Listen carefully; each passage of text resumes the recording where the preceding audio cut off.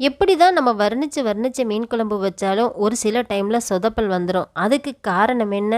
நம்ம அதுக்கு போடக்கூடிய மசாலாவோட அளவு தான் நமக்கு தவறி போயிடுது. அதுக்கு என்ன பண்ணலாம்? நம்ம 2 பொருளை தேங்காய் கூட சேர்த்து அரைச்சி செய்யும்போது ரொம்ப ரொம்ப சூப்பராக, ரொம்ப டேஸ்ட்டாக, நல்ல திக்காக கிரேவி வரும். இது மாதிரி செய்யும்போது எல்லாருக்குமே ரொம்ப பிடிக்கும். எந்த மீன் வாங்கினாலும் இது போல் செய்து பாருங்கள். வாங்க, அஸ்ஸலாமு அலைக்கும், வெல்கம் டு சல்கஸ் கிச்சன். எப்படி செய்யுதுன்னு பார்த்துடலாம். நான் இன்றைக்கி 1 கிலோ அளவுக்கு சீலா மீன் எடுத்திருக்கேன். இதை நல்லா கழுவி சுத்தம் பண்ணி எடுத்து வச்சுருக்கேன். மீன் கழுகும்போது எப்பவும் கொஞ்சம் உப்பு சேர்த்து கழுவிக்கோங்க, கொஞ்சம் கவிச்சு கம்மியாக இருக்கும். இப்போ அதுக்கு மசாலா ரெடி பண்ணிக்கலாம். 1 கிலோ மீன் எடுத்தோம்னா பெரிய தேங்காய் இல்லாமல் சின்ன தேங்காவில் பாதி தேங்காய் அளவு போட்டுக்கலாம். அதில் 5 பற்கள் சின்ன வெங்காயம் போட்டுக்கலாம். சின்னதாக ஒரு தக்காளி, இதை நல்லா ஃபைன் பேஸ்ட்டாக அரைச்சிட்டு வந்துடலாம். ஒரு கடாயை அடுப்பில் வச்சு 5 டேபிள் ஸ்பூன் ஆயில், நல்லெண்ணெய் இருந்தால் ஊற்றிக்கோங்க, அது ரொம்பவே டேஸ்ட்டாக இருக்கும். 1/4 டேபிள் ஸ்பூன் வரைக்கும் கடுகு ஜீரகம் எடுத்துக்கலாம். அது கூடவே வெந்தயமும் 1/4 டீஸ்பூன் போட்டுக்கலாம். ஒரு 50 கிராம் அளவுக்கு சின்ன வெங்காயம் போட்டுக்கலாம். 2 கொத்தளவு கருவேப்பிலையும் சேர்த்துக்கலாம். அது எல்லாத்தையும் சேர்த்து இது போல் கொஞ்சம் கலர் வர்ற வரைக்கும் கிண்டி கொடுங்க. இது கூட இப்போது நம்ம ஒரே ஒரு டேபிள் ஸ்பூன் மிளகாய்த்தூள் மட்டும் சேர்த்து நல்லா வதக்கி விட்டுக்கலாம். இந்த மாதிரி செய்யும்போது கிரேவி நல்லா கலராக வரும்.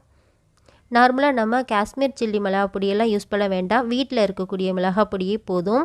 அது நம்ம ஆயில் போடும்போது இந்த மாதிரி சேர்க்கும்போது நல்லா இருக்கும். ஒரு 3 தக்காளி, ஒரு 5 பச்சை மிளகாயும் சேர்த்து நல்லா இது போல் கிண்டி விட்டுக்கலாம். இப்போ நம்ம அரைச்சி வச்சுருக்கக்கூடிய தக்காளி, வெங்காயம், தேங்காய் அது எல்லாத்தையும் ஊற்றிக்கலாம்.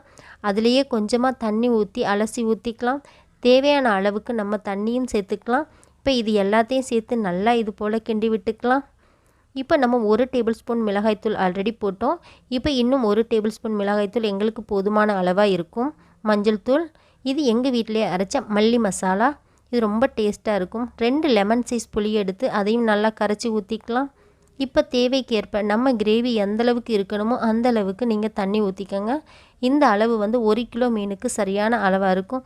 இப்போ இது எல்லாத்தையும் சேர்த்து நல்லா கரைச்சி விட்டுட்டு கிண்டி கொடுங்க. இது எல்லாத்தையும் சேர்த்து நல்லா இது போட கலந்து விட்டதும் நல்லா கொதித்து வரட்டும். இப்போ தேவையான அளவு உப்பு சேர்த்துக்கலாம். சேர்த்துட்டு நல்லா கிண்டி விடுங்க. உப்பு நல்லா கரையட்டும். இப்போ பார்த்திங்கன்னா நல்லா கொதிக்குது. இன்னும் கொஞ்சம் நல்லா பச்சை வாசம், மிளகாய்த்தூள் எல்லாம் போட்டிருக்கோம்ல, எல்லா பச்சை வாசமும் போகிற வரைக்கும் நல்லா ஓப்பன் பண்ணி நல்லா கிண்டி விடுங்க. அப்போ பச்சை வாசமெல்லாம் போயிடும். இப்போ நல்லா பச்சை வாசமெல்லாம் போயிட்டு நல்ல ஒரு வாசம் வந்த டைமில் இப்போ மீன் எல்லாத்தையுமே நம்ம இதில் எடுத்து போட்டுக்கலாம்.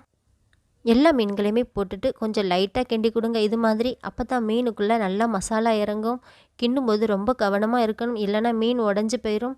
இப்போ பாருங்கள், ரொம்ப சூப்பராக நமக்கு நல்லா கொதிக்குது. நல்ல மீன் வந்துருச்சு, நல்ல வாசமாக இருக்குது.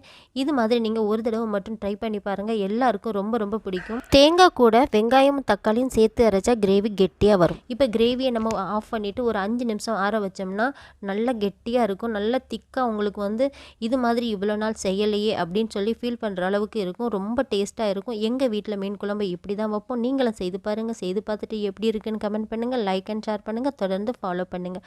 அப்படியே நம்ம சல்கஸ் கிச்சன் சேனலுக்கு உங்களுடைய ஆதரவு கொடுங்க. பாய்.